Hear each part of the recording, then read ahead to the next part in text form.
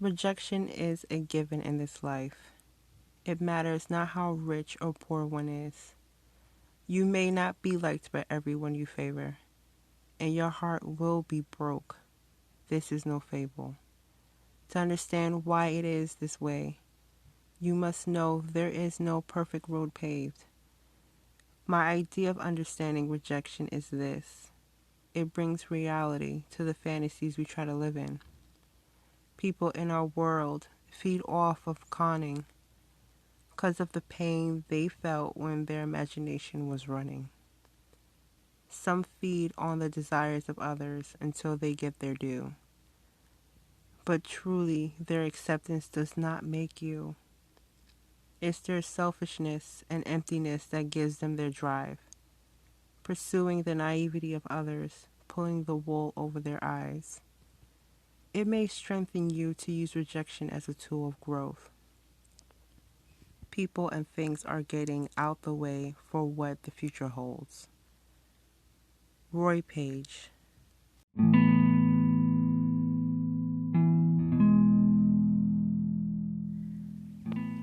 All things are for God's plan and, for the greater good. And I go, everything, so even rejection.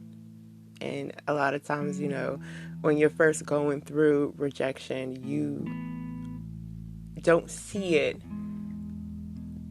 as as part of the plan. You actually think it's a detour or something that's stopping you from your plan or what you want, but it really isn't. It kind of goes into what God has for you. It definitely goes to say, God laughs at man's plans. So just because you may want something, you may want something so bad, but that's not necessarily what you're supposed to get or you're supposed to be doing. It could be something way greater than you could have ever imagined. So it kind of goes into that you definitely need to know what your purpose is. But even if you don't, you just have to be able to accept things for what they are and go with the flow, So I'm going to talk about rejection today, but rejection comes into so many forms. A lot of people, even myself, I mainly used to think of rejection from someone else, and it can go into relationships, marriage, your friends, stuff like that. Someone rejected you. But rejection can be you lost out on a house. You didn't get the car that you wanted to get. You didn't get the job, in some way, shape, or form. The thing that you wanted is not what you got, and God is so infamous for giving you what you need and not what you want. So it kind of comes to the fact of you have to go with the flow, and you have to ask yourself while you're going through that rejection, what do I need to learn from this? If I'm going this way, if I'm going to the right, and I need to be going to the left, and things are just not going right, what am I supposed to be learning in this, lesson? Why is this thing constantly rejecting me? And once you're able to get to that point and you're able to understand it for what it is, it gets easier. But rejection is in itself, it's a repellent for something that you want. But it's how you take rejection. Take it with grace. Take it with integrity. Take it with accountability and compassion. You're not always going to get the best hand at life. Not everything's always going to go your way. And sometimes, a lot of times, things are not going to go your way. But you take these moments with grace, and you take it with being teachable and allow it to mold you. So this way you're stronger. You're more knowledgeable of where you're supposed to be going to. So by the time you do get to that next level, that place that you're supposed to be at, you are now well groomed and you're well versed in where, in that destination. So you know me. I've been speaking to you for a few weeks now, but I never used to go within ever, and every time I would go to someone else, there would be things that I liked, and things that they needed from out of me. But it was never a thing that would free me from always seeking that one thing that I needed. Everybody needs unconditional love. The problem is that we seek it from people and things that cannot give unconditional love. And everybody needs that. From the time you're born, you're supposed to get unconditional love. So, whether your friends drop the ball, your parents drop the ball, girlfriend, boyfriend, husband, wife, doesn't matter, your child, God will always unconditionally love you. And the sooner that you realize that, no matter how many times you mess up, no matter how much things life throws at you, you have to get to the point where God's got you. I've been through a lot of storms and really literally felt like it was the end. How can you grow from this? How can you get past this?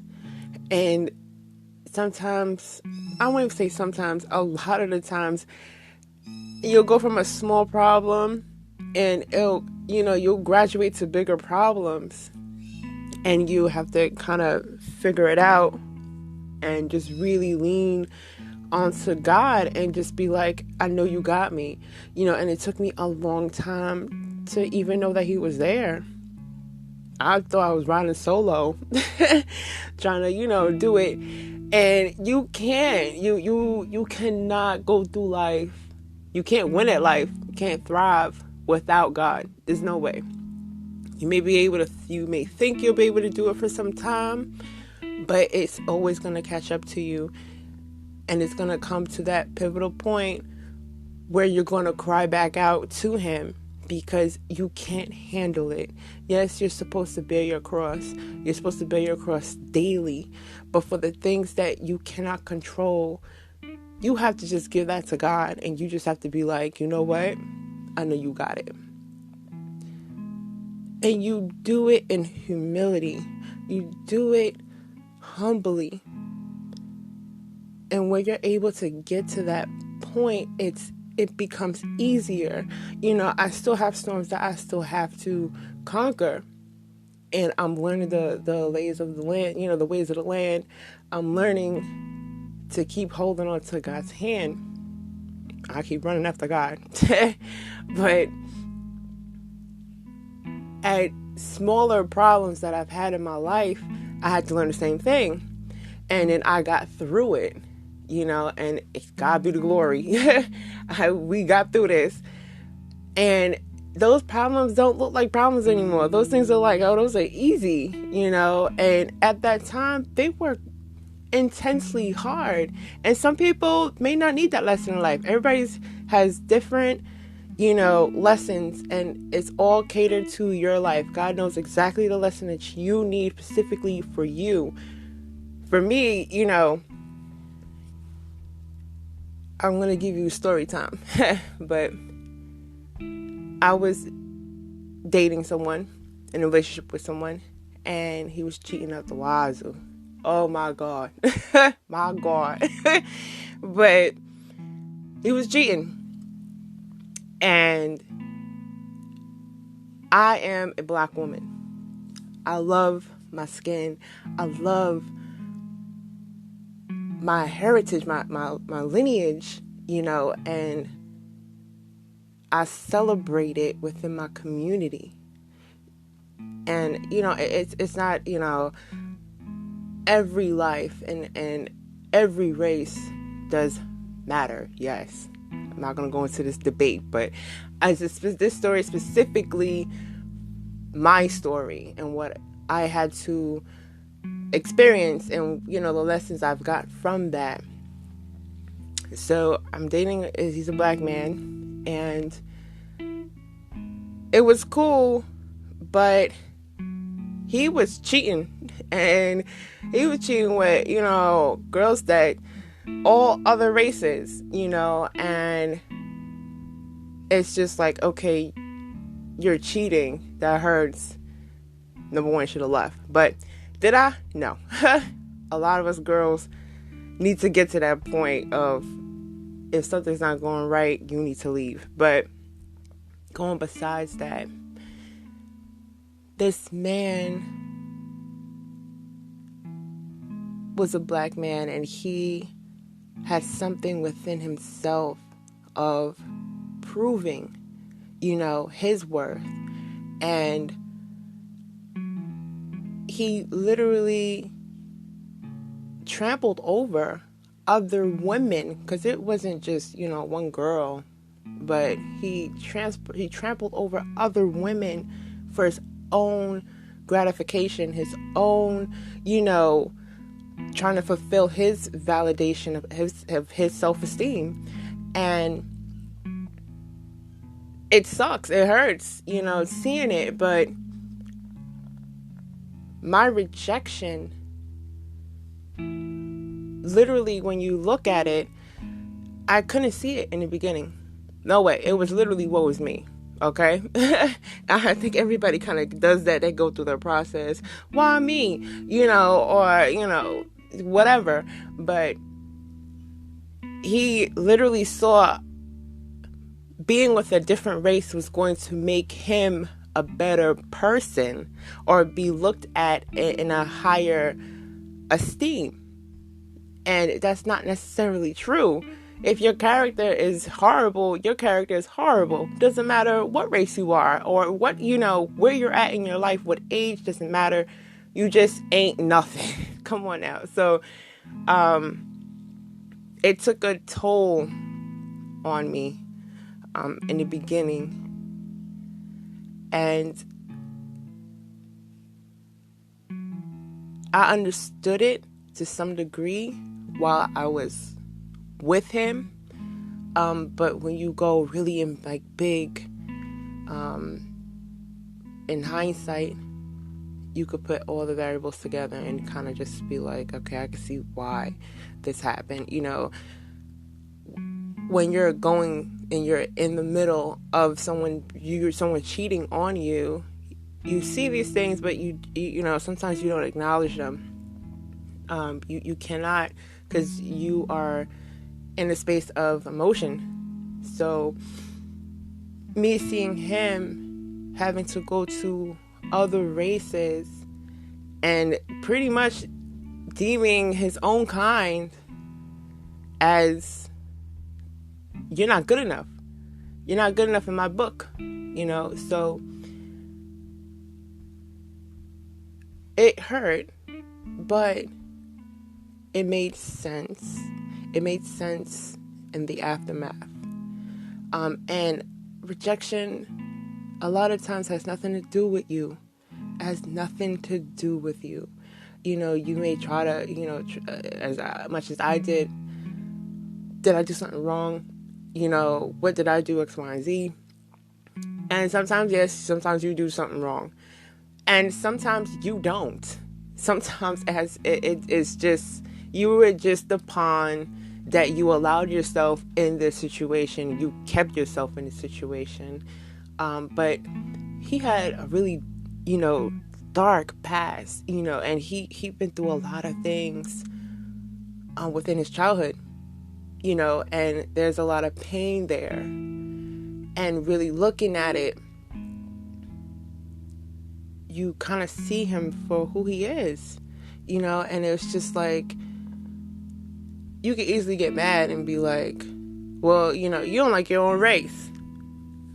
But when you really look at it, he literally was screaming out without saying it, my race doesn't like me. My race doesn't love me.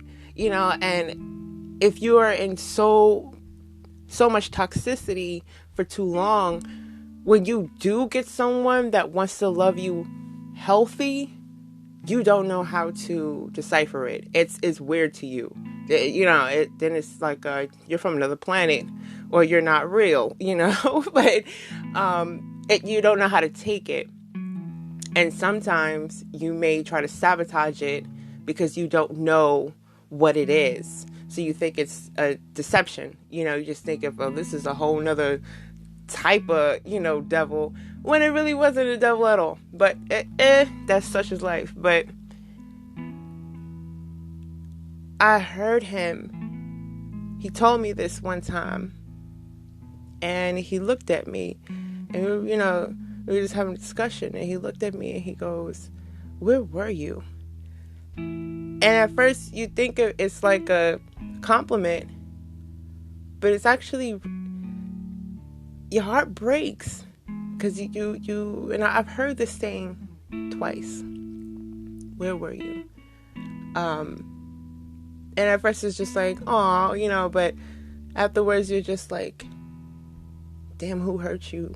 Who hurt you for so long that you're looking at this like this almost like a holy grail, and it's just like, I'm just a human being, but I see the potential light that's within you, and I want it to grow. I want to nurture that, and me being so naturally wanting to nurture everything, I wanted to give love. I wanted to see him be the best that he could be. But you can love somebody all you want. If they don't like themselves, they don't like their community where they come from because of what they did to that, what they did to them, there ain't nothing you can do, baby. Only God could change that. It's a change of mindset. It's a change of outlook, perspective. There ain't nothing you can do. You won't be able to maybe see the change in the aftermath of it, but you were supposed to meet this person. God will use everything. So, even if you decided, well, I'm going to do what I want to do, God's going to use that. And you can be that catalyst for that person's perspective later on, but that pain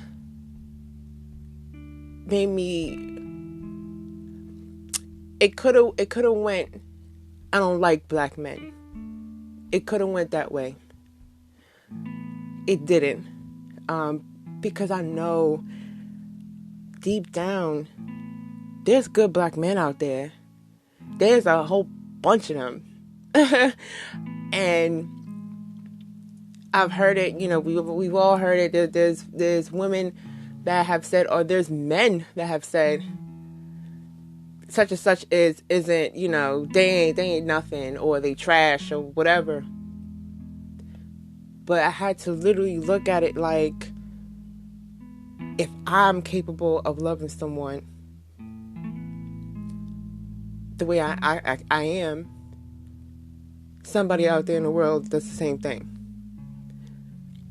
Yes, you are original, but love languages and mindsets and, and stuff like that, there's somebody else that's out there that's like that.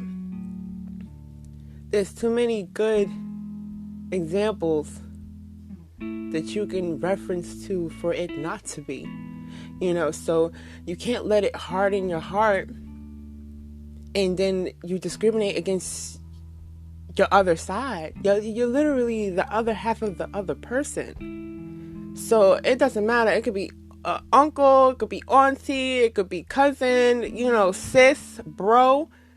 You see that love, you celebrate it, you praise it, because it is existing. It is existing in our realm of reality. And if you're able to acknowledge that, then there is hope. the more people that actually acknowledge this, it actually brings more hope into it. Instead of it being, I'm just going to write the whole race off and just go to somebody else because they may be better. I'm sorry, but there's trash people in every race. Every race. So it doesn't matter what race you go to. If you haven't learned that lesson, you're always going to attract that trash person every time until you learn that lesson. So I had to get to the point of, this man is hurting. He's been through a lot. Does that make it acceptable? No, it doesn't make it acceptable. But I do understand why, and once you're able to understand why, you get to, it's literally comes down to empathy. You're able to put yourself in that person's shoes. There's people, when you come from a place of the me aspect, I went through child abuse and I did this and I did that. There's a girl down the block that got raped, she got gangbanged, or she was molested when she was 3.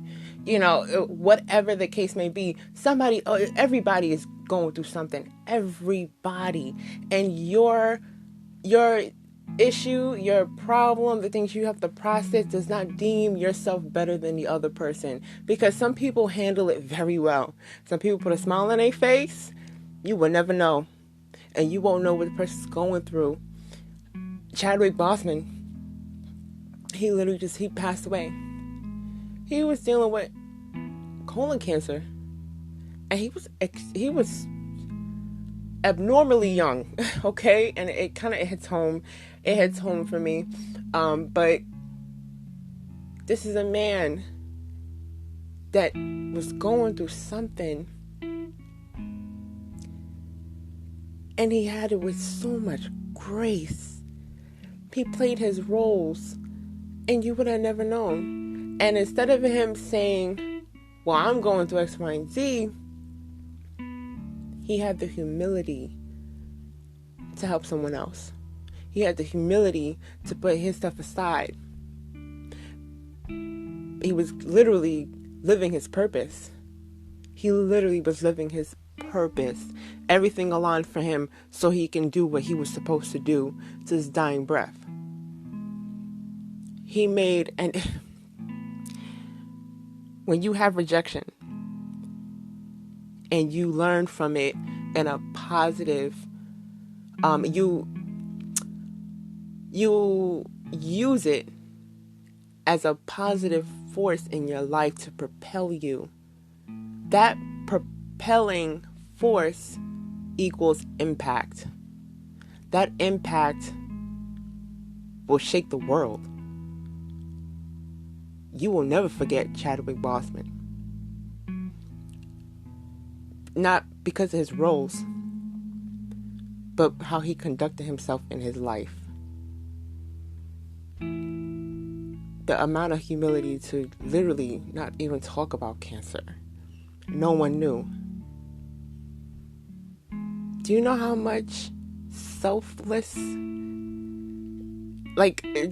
need to be ultimately selfless for you to do that? That's love. That is love. Because love is not selfish. Love is very sacrificial. His love of seeing other people light up. His love for seeing little kids want to be Black Panther, and just to uplift the community, the Black community. He knew, I got to do my job. I got to do this. I got to get up. I got to do my lines. I got to, even through the pain, he got up and he did it. And it was nothing about boasting, because this man sat here every day, nobody knew.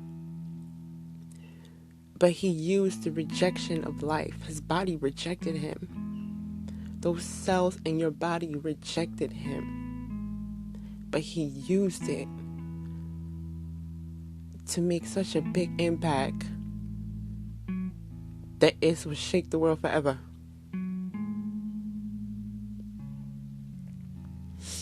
Now you can use this. It's I had to use mine. But you could either A, judge people from your rejection, or you can come from a compassion and you can understand it for what it is.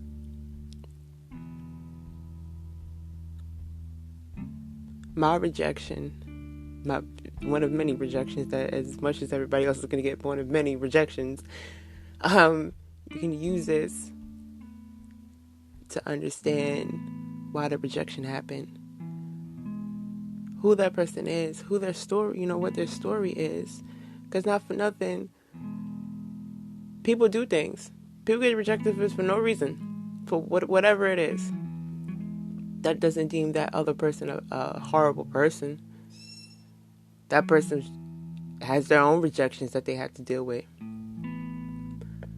But how you going to use that in your life to better the world, that's up to you. So take Chadwick Boseman and use your rejection to create an impact. And take that impact and shake the world. Everybody has a Chadwick Boseman inside of them. Be that hero.